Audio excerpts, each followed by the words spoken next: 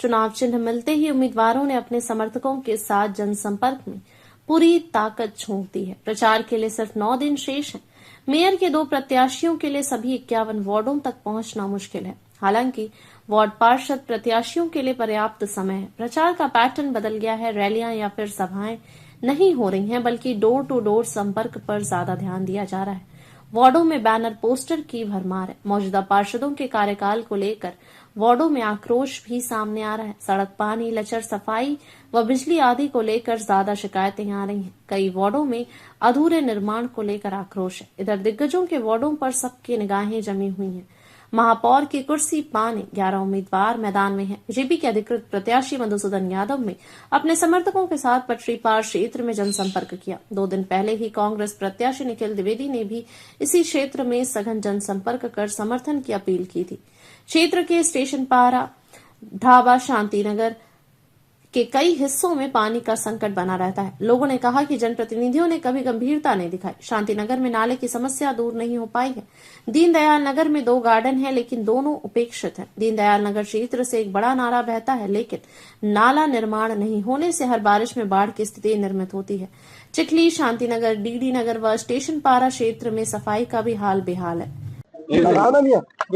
आप सबको ये बहुत अच्छे से मालूम है कि 20 साल मैंने नगर निगम को दिया है। 3 अलग अलग वार्डों से पार्षद का प्रतिनिधित्व किया है। 5 साल सभापति रहा है। 6 साल महापौर रहा 2 टर्म में। तो नगर निगम के आर्थिक स्थिति को कैसे ऊपर लेके आना है और शहर में कहाँ पर कौन सी समस्या है, कौन से डेवलपमेंट की और आवश्यकता है, शहर बढ़ते जा रहा है उसके हिसाब से क्या आवश्यकता है, शहर के अंदर ट्रैफिक लोड बढ़ रहा है उसके लिए और बेहतर क्या किया जा सकता है, ये सारा कुछ वाटर सप्लाई के लिए ये सारा कुछ हमारे दिमाग में है। तो उसके लिए विजन की आवश्यकता नहीं है, धन की आवश्यकता होगी और धन सरकारों के माध्यम से ही मिलती है, आप सब लोग जानते हैं। और अभी 1 साल के अंदर कारपोरेशन को अनेक विकास कार्यों के डेवलपमेंट के लिए 50 करोड़ रुपया उपलब्ध कराया जा चुका है, जबकि कांग्रेस के मेयर थे। और आगे भी ये सारे जो चाहे वो थोक मार्केट का विषय होगा, गौग्राम का विषय होगा, चाहे ट्रैफिक कंट्रोल का विषय होगा, जो बेसिक चीजें हैं, वाटर सप्लाई का इशू होगा, इंफ्रास्ट्रक्चर का इशू होगा, या दिग्विजय स्टेडियम को भी अब जो आवश्यकता है वो सारी चीजें जो शहर के अंदर है उसमें कहीं किसी को कहने की आवश्यकता नहीं है, पूछने की आवश्यकता नहीं है कि आपके दिमाग में क्या है। एस्ट्रोटर्फ से लेकर के मैं अब किसी को आप पूछ लो एस्ट्रोटर्फ के प्रस्ताव की क्या स्थिति है, तो वो तो मैं ही बता सकता हूँ, मैं उसके पीछे लगा हूँ।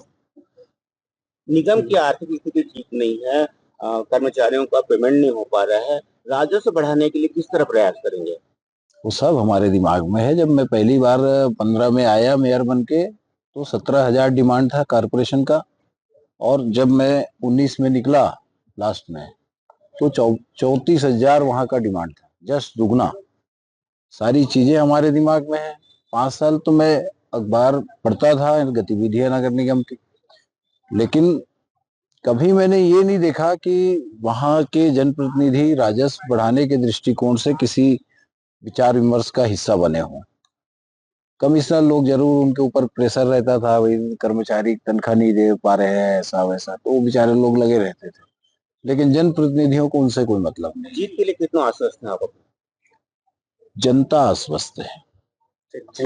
बताएंगे क्या मुद्दे को लेकर आप? राजनांदगांव नगर निगम का चुनाव चल रहा है। जन समर्थन मांगने जनता के बीच जा रहे हैं लगातार।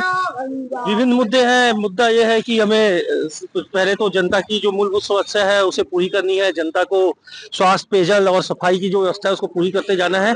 साथ ही पार्किंग की व्यवस्था को भी शहर में मजबूत करना है और जितने भी काम रुके हुए हैं नगर निगम के, जनता की सेवा में उसमें लगना है और आगे बढ़ना है।